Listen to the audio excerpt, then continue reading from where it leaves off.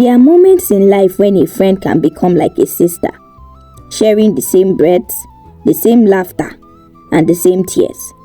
But just as quickly, a shadow can fall over that bond, clouding love with envy. This is the story of two women, Nneoma and Adaku, whose friendship will be tested by the darkest of emotions. Nneoma and Adaku were as close as two people could be. Born just months apart, they grew up side by side, like two trees with roots intertwined. They played together in the field, whispered their dreams under the stars, and promised they would always be there for each other, no matter what life brought their way. As they grew older, life began to change for them. Nneoma found love early. She married Ikenna, a gentle and hardworking farmer who treated her with kindness and respect. Not long after their marriage, Nneoma became pregnant, and the joy in her home knew no bounds. Her cheeks glowed with happiness, and she often spoke of her life growing within her. Adaku, who had not yet found a husband, watched her friend with mixed emotion. On the outside, she smiled, congratulating Nneoma and continued to be her loyal companion. But inside her heart, she began to feel a deep pang of jealousy. Each day she saw Nneoma's belly grow. Each day, the envy in her grew as well. She asked herself over and over, why not me? Why her? One afternoon, as the sun began to sink low in the sky, Nneoma and Adaku were sitting together, talking about the future. Nneoma spoke of her excitement to be a mother and how she couldn't wait to meet her baby. Adaku smiled and nodded, but the words felt heavy on her lips. She tried to push the jealousy away, but it clung to her like a dark cloud.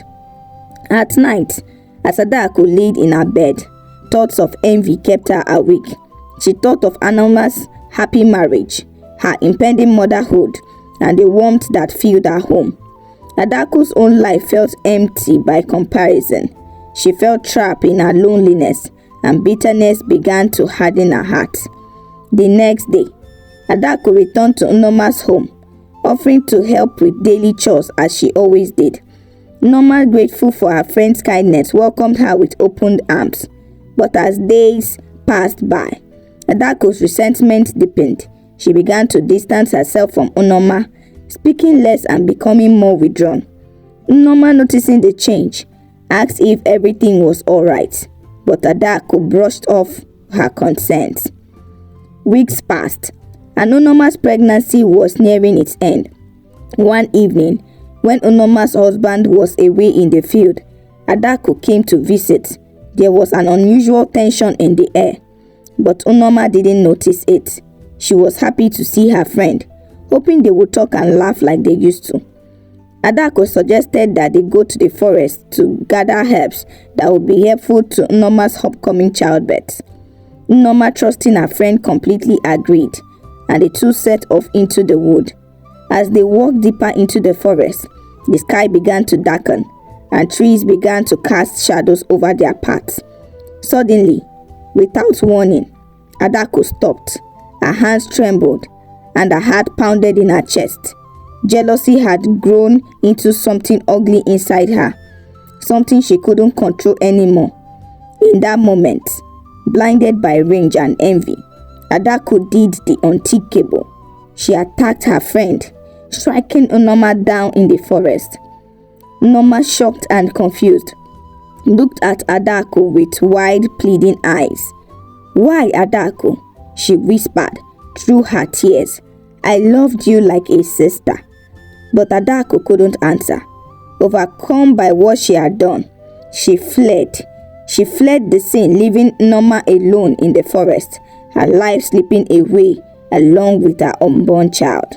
The next morning, when Ikenna returned from the fields and found that his wife had not returned home, a search party was formed. The villagers combed the forest, and it wasn't long before they discovered Nneoma's lifeless body. The village was shaken to its core by the tragedy. Ikenna is inconsolable. and the entire community mourned the loss of the kind and gentle woman they had always known. For days, the village was in sorrow, but no one knew who had committed such terrible acts. Adaku, plagued by her guilt and fear, could not sleep. Every time she closed her eyes, she saw Nneoma's face, heard her last words echoing in her mind. She tried to go about her life as usual, but the weight of her secret was too much to bear. One night, Adaku had a dream. In the dream, she stood in a vast empty field. Before her was Nneoma, standing tall and radiant, holding the hand of a small child. The child's face was soft and innocent, and they looked at Adaku with eyes full of love and sorrow.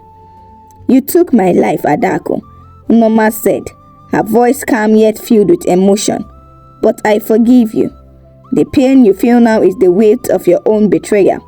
You must learn from this, or it will destroy you." When Adaku awoke, she knew that she had to confess. She could no longer live with the burden of her guilt. She went to the village elders and confessed her crime. The news spread quickly, and the village was horrified. Many were angry, others were saddened, but all shocked at the evil that could come out of someone like Adaku. The elders, after much deliberation, decided that Adaku must leave the village. It was not a punishment, but a way for her to find her path to redemption. They believed that she needed to go far away to reflect on her action, to heal and to grow. And so, Adaku left the only home she had ever known, carrying with her the weight of her betrayal and the hope of finding forgiveness within herself.